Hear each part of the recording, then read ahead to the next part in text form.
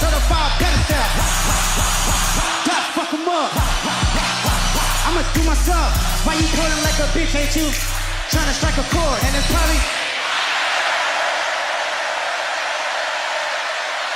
So about a couple of weeks ago, surprisingly, unexpectedly, Kendrick Lamar said, I'm having a concert on Juneteenth in LA. Why not? And I think we all collectively kind of lost our shit because this was going to be really the first big public appearance, the first public performance from Kendrick Lamar on the heels of the explosive beef between him and Drake, which we've not gotten a chance to talk about. So I think we'll definitely have a few points to mention there here. But this concert obviously got a lot of people excited just to know that he had a lot of new music coming out. A lot of these diss tracks were likely going to be performed. And also the fact that it was Juneteenth. You know, this is a day for Black people to celebrate our freedom, really kind of the road to freedom that we truly acknowledge on Juneteenth. And of course, it was going to take place in his hometown of Los Angeles, California, Inglewood, California, to be specific, at the Kia Forum. And also, in addition to that, they decided to go ahead and live stream this event simultaneously on both Amazon Prime and Twitch. So the entire world would get the opportunity to experience this event and experience the pop out and everything that was going to come with it. And we're going to talk about more specifics. And obviously, I think the beef between Kendrick and Drake obviously plays a huge, huge role in all of this. But let's just start with your general thoughts, man. How did you overall feel about this massive epic concert that happened on Juneteenth from Kendrick Lamar? Shout out to Amazon Music. They've been kind of dabbling into live events for a couple years now, and between this, the partnerships with Tyler the Creator and his kind of live events they've been doing with him, some of the sports events they've been doing, and then Kendrick Lamar, of course, they had his live Paris performance as well for Miss Morale and the Big Steppers. It's just been pretty good experience all around with Amazon Music for me, and of course this is of no exception.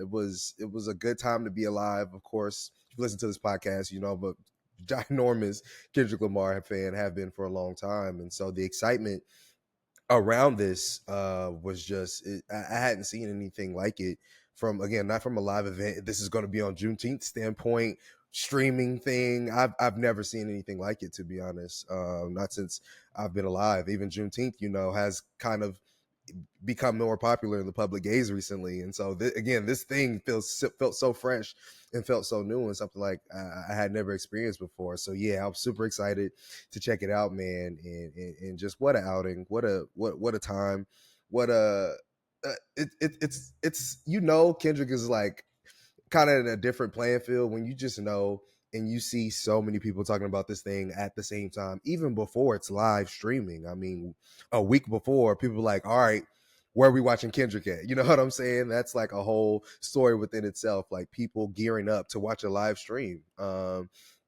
so, yeah, man, it was a really cool event. It was black as hell. It was just I think just something that felt like we needed, as a culture. It was very cool, I think, to bring everybody together, I think, in this way. And for it to be Kendrick Lamar, for it to be surrounded by music, for it to be surrounded by just the love of the West Coast, it all felt right. And yeah, now I think a lot of people are going to look at Juneteenth different because of this, but man, it was a very impressive and fun time to be had, and I loved everything about it. Listen, if you did not think that Kendrick Lamar had the crown before this concert, there's absolutely no denying this man has the crown. He's had the crown. He's the king of hip hop. He's the king of rap. This is a culture defining performance. And I don't think that is anywhere near an overstatement of just how powerful and how iconic this show ended up being, because this is reminiscent of shows that I think would used to happen sometimes occasionally with hip hop artists that would come out and really make a stance. I think about growing up in my lifetime, Jay-Z and his I Declare War concert, which a lot of people thought would be something similar to this, that he was going to fire back at Nas and really reignite that beef after it had been dormant for a few years. But in actuality, he actually called a truce with Nas, and we know that they're now good friends. They've been business partners, so on and so forth. There's been other shows, there's been other tours that have been statements made on the part of hip hop artists, but to do this on one night for the city that he's from, for a community, and really for the world at large, and for Black people who wanted to just come together and experience something in this way, a celebration of not only music and artistry, but also just being alive and having freedom and being able to celebrate that stuff. It just checks so many boxes across the board albeit in the midst of this is also a victory lap for this guy after almost handedly winning this mega beef that he just had with Drake, which I think universally has largely been considered probably the biggest beef in hip hop history, or at least in the conversation of just due to the nature of social media and the instant reactions and the immediacy of it all. I don't know if we've ever had as much conversations around a singular beef in hip hop.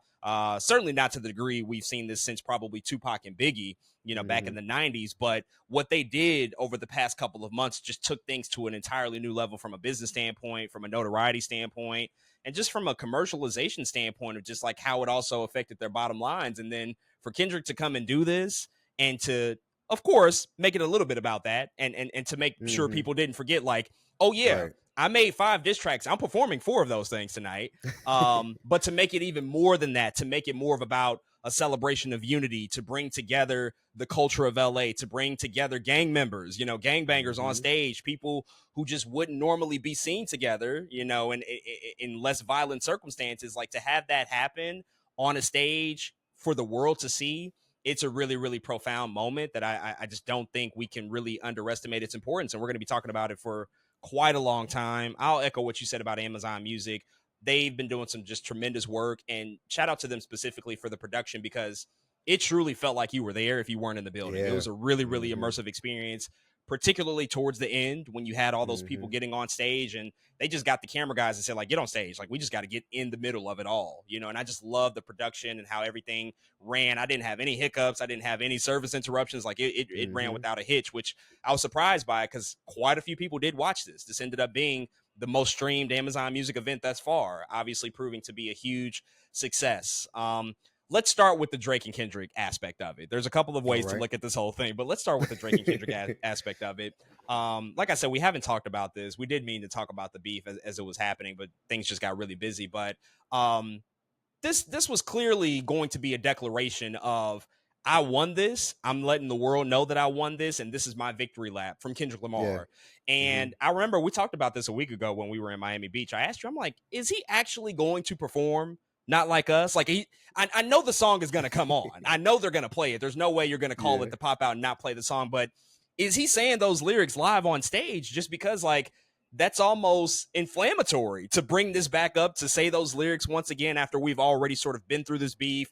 It felt like it was over. It felt like it was put to bed and put to rest through all of the diss tracks that went back and forth in April and May. But in terms of just the statement that's made, I think coming off of the beef, how did you feel about just the approach here? Not only taking into account just everything that happened between those two back earlier this spring, but also just the fact that Kendrick literally started off his entire set playing Euphoria. Like, he just comes out of the gate letting people know, I ain't fucking around. Don't get it twisted. We're singing these songs tonight. What did you just make of all of that when it went down? Yeah, I mean, even outside of the idea of the beef, I mean, he got some bangers with this beef, man. I mean, the songs sound good. They sound great. He's rapping his ass off in all of them. Like, I think about if I was going to a Tupac concert, I'm going to want to hit him up. You know what I'm saying? Like, that song needs to get played regardless of what happens. And so I feel like Kendrick, of course, he was going to bring a little bit of the Drake stuff to the table, but when you also make bangers within that, it's like, yes, this song is getting played. Obviously, what are you saying? It's not like they made up or anything, you know what I mean? Like, oh, I'm not gonna play the song anymore. Like, hell no, I'm about to run this thing. Shoot, if you go to a Push concert, is he gonna play some of the Drake joints? Probably. He probably will. That's just how it is, man. But I knew for sure that he was gonna bring these songs up and he was gonna run them, because you just have to. And like, this is a victory lap. It's a victory lap. It's one of the craziest victory laps I've ever seen, but it's a victory lap. And how could you not play the songs that got you, to where you are, and double down on a lot of things that you're saying too. I think a lot of it is, of course, it's battle raps and this and that, but it's like, no, I didn't. Not to take any shots at Cole, but it's almost like, I'm not reneging on any of this. Hell no. What are you talking about? I feel like this.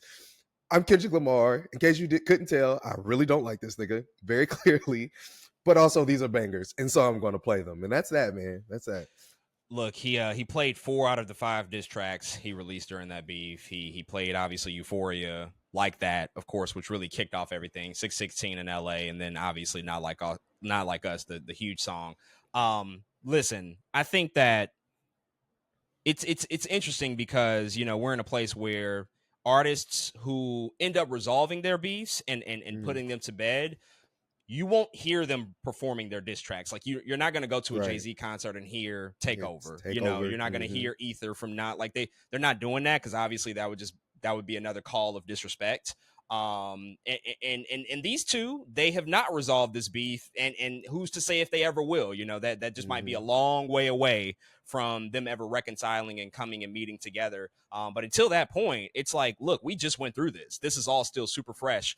We're running these songs, and not only that, I think him performing it on this stage in this environment with everything that was surrounding it, it only crystallized his entire viewpoint and his entire stance in this conflict anyway. I think all of the criticisms that he threw against Drake about his quote unquote colonizer ways, about his sort of entering into the culture and into hip hop and only using it for his own leverage and advantage without necessarily giving back to it and being a product of it. His I guess his keen ability to find talent, young talent, and to go to their locations and their cities and their backyards and to figure out a way to make it work for him and to make it make it pop for him. Like all of those things that we've heard numerous times throughout these tracks. I think it all was just crystallized here because one of the things Drake said throughout this entire beef, I think it was in Family Matters, like, "Oh, I get more love in the city that you from," and it's like, nigga, no, you don't. Clearly, you don't. Like, look at what this is. That is clearly the opposition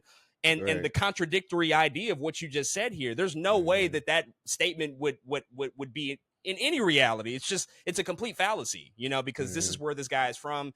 Kendrick lives and breathes this, and I think that's what this whole thing is about. Like, you can't buy your way and earn stock in this culture in the ways that you've done so, Drake. Like there's a lived experience that's a part of all of this. This is all real shit for a lot of these people on stage. Like people have died and lost family members and all of that stuff. I mean, a lot of the roots of hip hop are bred from that. People coming from the streets, coming from precarious backgrounds, coming from tough situations, gangbanging, all of that shit is just a part and ingrained in the DNA of hip hop. And because Drake has done some questionable shit in terms of how he's collaborated with people and how he's probably not given back in ways that I think other artists would have wanted him to. That just puts his whole legacy into question from a certain standpoint. I think he's always going to be super successful. Obviously, one of the most successful rappers that we've ever seen, one of the biggest hit makers of all time. But at the end of the day, you don't have a certain amount of equity in this, right? And I think that that's always going to be something that hangs over his head. And this whole pop out experience just kind of like, I think, really reinforced that.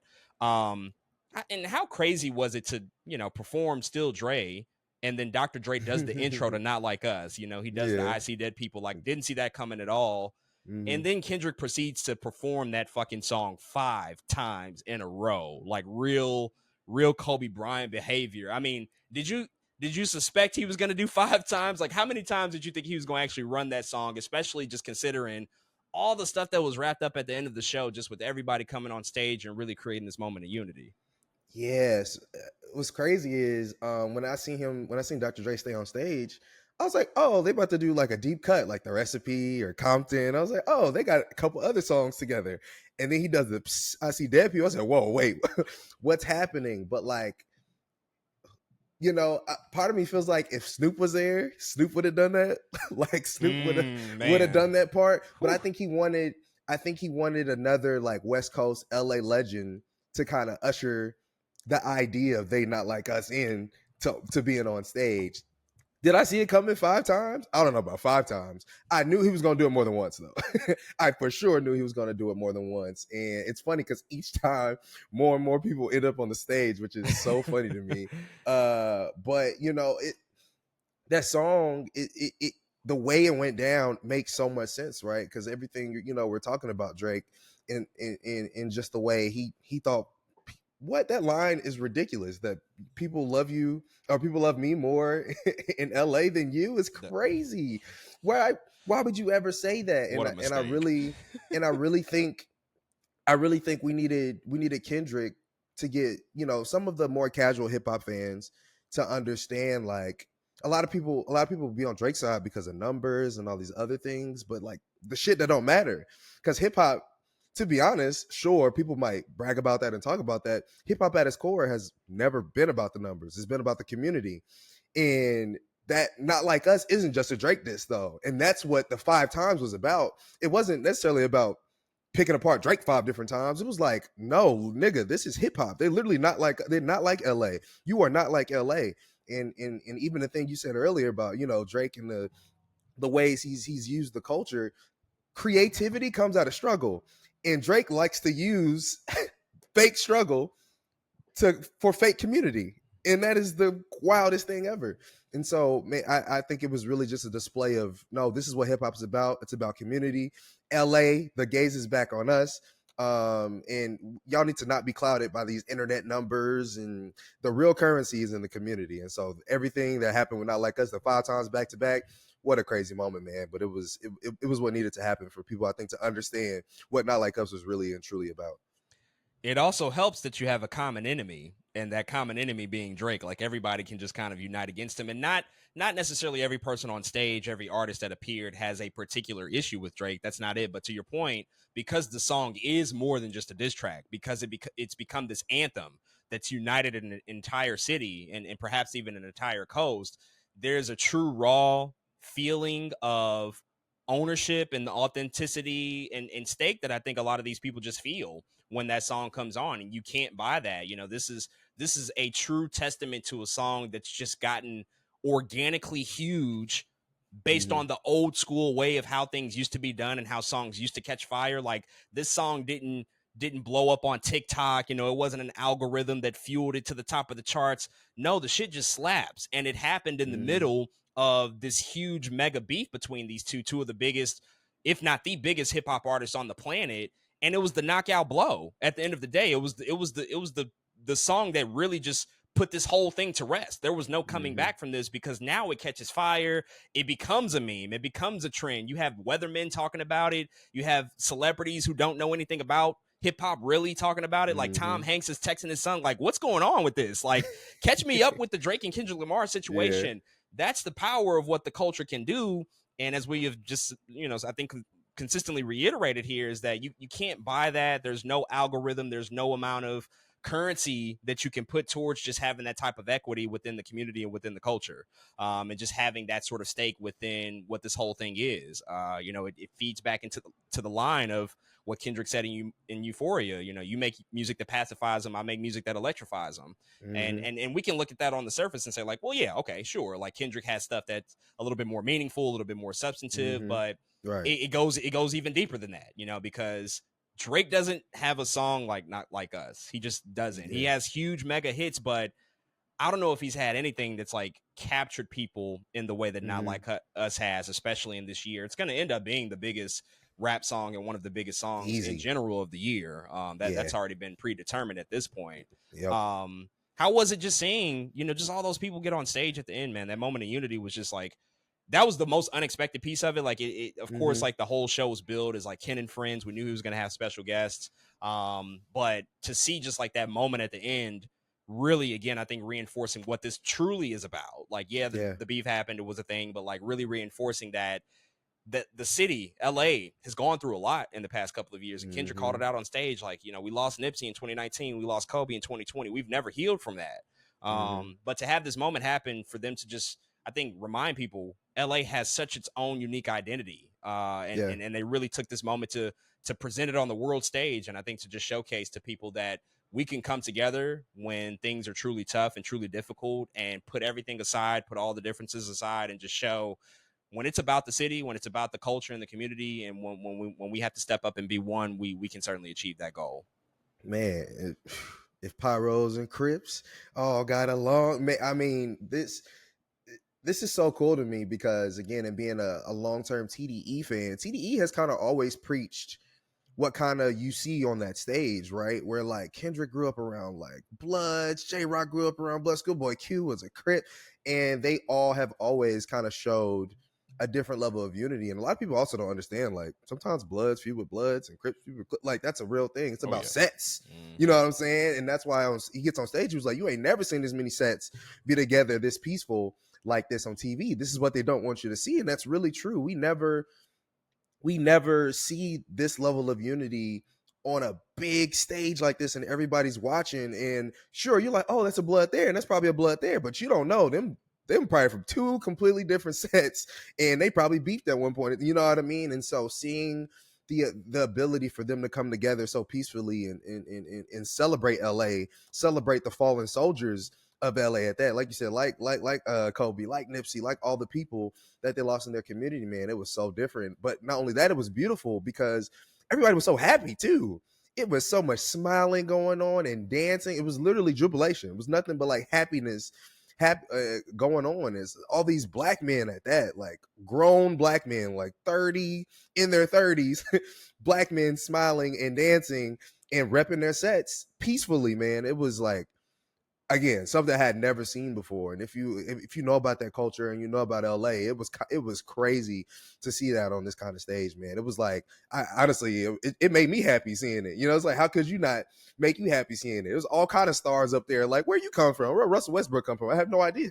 But it made sense. He's from Long Beach. Hell yeah, he's gonna be on the stage. You know, DeMar DeRozan, he's from Compton. Hell yeah, he's gonna be on the stage. Like all of those stars, man. It was just really cool seeing all those people. I think again, not only celebrate LA and where they're from, but to celebrate each other. It was very beautiful. It was overwhelming, honestly, to see it, because again, this was the most unexpected part of the entire night. I figured that they would do something to acknowledge just the unity in the building and people coming together, putting their differences aside, but you just never expect and can predict how something like that is going to turn out. And I don't even know if they knew. You know, I'm sure that they rehearsed a couple of things, but to know like how many people got on that stage and were a part of that group photo at the end, capturing this really, really iconic and memorable piece of what is going to be hip hop and music history and LA history. It was incredible. It was just incredible to see. I guess just like last quick things. I mean, there were a lot of people in the building. You talked about a couple of them. DeMar DeRozan was there. Russell Westbrook. Tyler the Creator showed up during Mustard set. That was a huge surprise. He got a great pop. Black Hippie, excuse me, had a little mini reunion earlier in Kendrick said. There were a lot of people in the building. Northwest was there. The Weeknd was in the building. A lot of video popped up of him. He's been in the crosshairs of some Drake subliminals and disses lately. Any other things you want to point out, just, you know, that you observed just watching the performance and, you know, just about the whole atmosphere entirely? Man, not too. I mean, we pretty much said it all, man. This concert is really just one for the record books. You know, this is one of those things that makes me miss like when Blu-rays used to come out more often with concerts. And you would throw in the Blu-ray and watch the concert. A lot of people don't do that anymore. But it seems like this is kind of our new form of that. Like Amazon is starting to like create more of those experiences to feel like that. And yeah, I can't wait. You know what I'm saying, to run this back and for it to always kind of be a part of hip hop history and something, a concert that I'll always love to revisit. Man, it's amazing. Absolutely. Well, folks, those are all of our thoughts on Kendrick Lamar's The Pop Out. If you've checked out the show, hit us up and let us know what you think.